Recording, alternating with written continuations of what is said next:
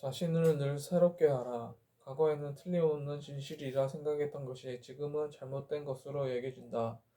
과거에 이것만큼은 자신의 확고한 신조라 여기던 것이 이제는 아닐지도 모른다는 생각이 든다. 그 같은 변화를 자신이 어려서 깊이가 없어서 세상을 몰라서라는 이유로 그저 묻어두지 마라.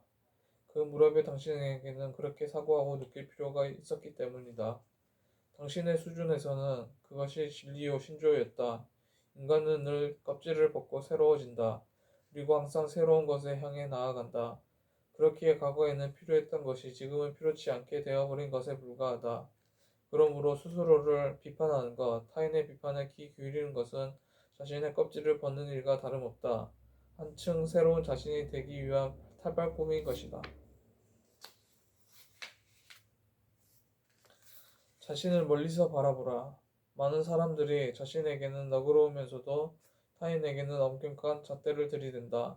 어째서 이 같은 일이 일어나는가? 스스로를 볼 때는 너무 가까운 거리에서 바라보는 반면 타인을 볼 때는 너무 먼 거리에서 윤곽만을 어렴풋이 보기 때문이다.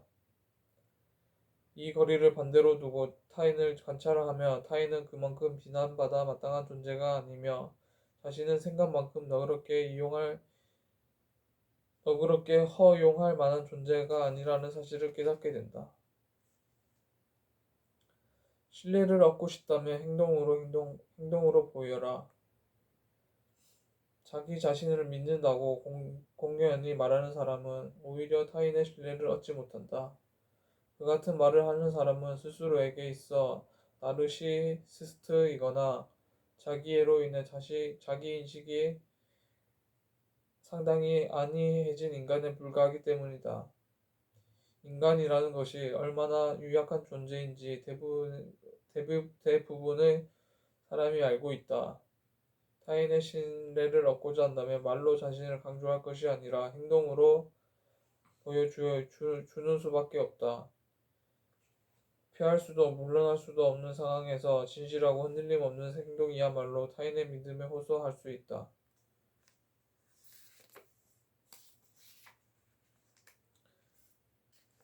해석의 딜레마. 모든 일에는 어떻게든 해석이 가능하다. 좋은 일, 나쁜 일이 처음부터 정해져 있는 것이 아니다. 좋다, 나쁘다, 도움이 된다, 해가 된다, 훌륭하다, 추악하다. 그 어떤 것이라도 해석하는 이는 결국 자기 자신이다.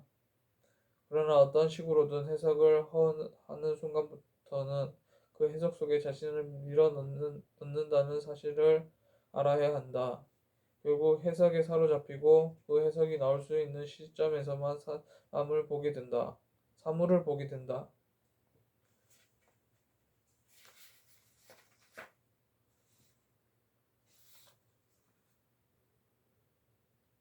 요컨대 해석 또는 해석에 기인한 가치 판단이 자신을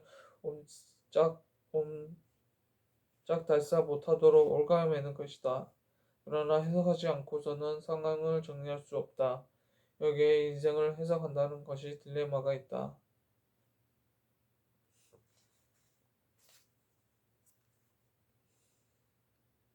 자신을 발견하고자 하는 이에게 자신이 어떤 사람인지 이해하길 바라는 사람은 다음과 같은 질문을 자신을 향해 던지고 성실하고 확고하게 대답하라. 지금까지 자신이 진실로 사랑한 것은 무엇이었는가? 자신의 영혼이 더 높은 차원을 향하도록 이끌어준 것은 무엇이었는가?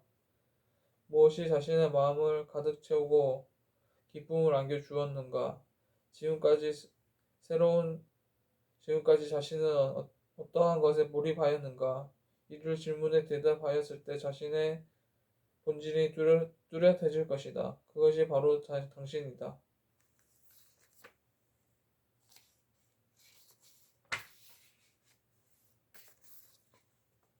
늘 기분 좋게 살아가는 요령. 마음이 불쾌해지는 가장 큰 이유 중 하나는 자신이 이룬 것, 자신이 창조한 것이 사람들에게 별다른 도움이 되지 않는다고 느끼기 때문이다.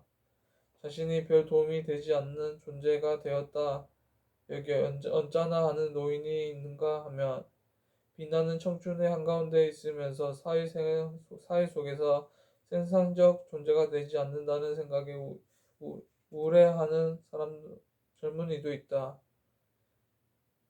이러한 사실로 비추어 볼 때 늘 기분 좋은 인생을 살아가기 위한 요령은 타인을 돕거나 누군가의 힘이 되어주는 것이라 할 수 있다. 타인을 돕거나 누구의 힘이 되어주는 것이라 할 수 있다. 그것으로 존재의 의미를 실감하고 순수한 기쁨을 누리게 된다. 타인을 돕거나 누군가의 힘이 되어주는 것이라 할 수 있다.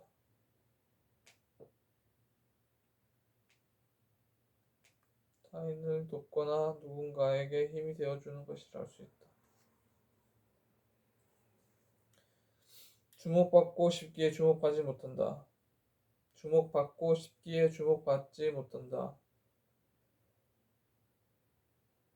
자기 현시욕, 말하자면 자신만을 내세우는 자신만의 특별히 주목받고자 하는 욕망이다.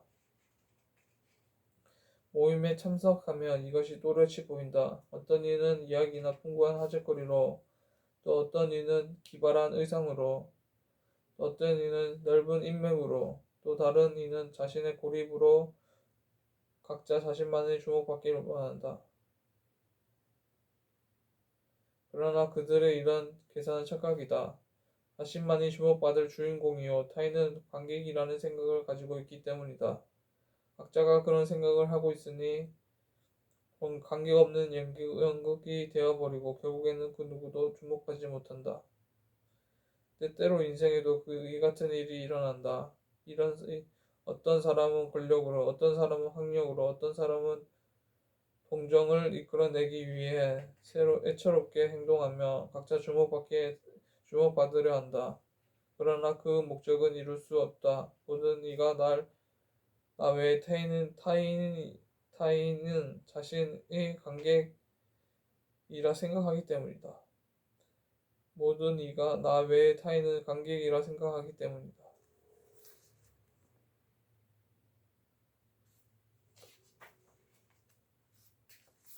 호기심에 휘둘리지 마라. 주변이나 세상에서 일어나는 수많은 일마다 고개를 들어밀며 결국에는 공허해질 뿐이다. 역으로 자신의 공허함을 어떻게든 채우기 위해 닥치는 대로 수많은 일에 간섭하는 사람도 있다. 호기심은 자신의 능력을 꽃피우는 데 중요한 역할을 하긴 하지만 우리의 인생은 세상의 모든 일을 보고 들을 수 있을 만큼 오래도록 이어지지 않는다. 젊은 시절 자신의 관계할 방향을 착실히 파악하고 그것에 전념하면 훨씬 현명하고 충실한 자신의 인생을 살아갈 수 있다. 공포심은 자신의 마음속에서 태어난다. 이 세상에 존재하는 악의 다분의 삶은 공포심에서 태어난다.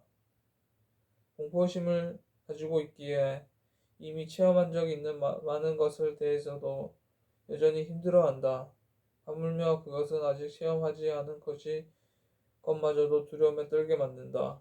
그러나 사실 공포심의 정체라는 것은 현재 자신의 마음 상태가 어떠한가에 달려있다. 그리고 그것은 자신의 힘으로 얼마든지 변화시킬 수 있다. 자신의 마음이기에.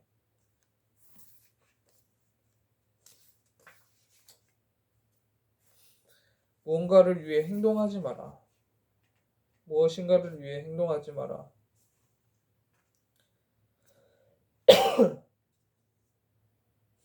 아무리 좋아 보이는 행동이라도 무엇을 위해서 행동하는 것은 비열하고 탐욕적이다.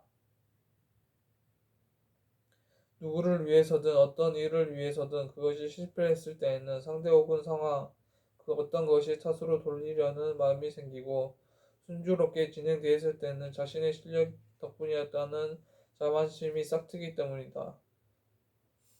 그렇기 때문에 진정으로 자신을 위해서만 행동해야 한다. 하지만 순수하게 능동적인 사랑으로 행동할 때에는 무엇을 위해서라는 말도 생각도 결코 하지 않는다.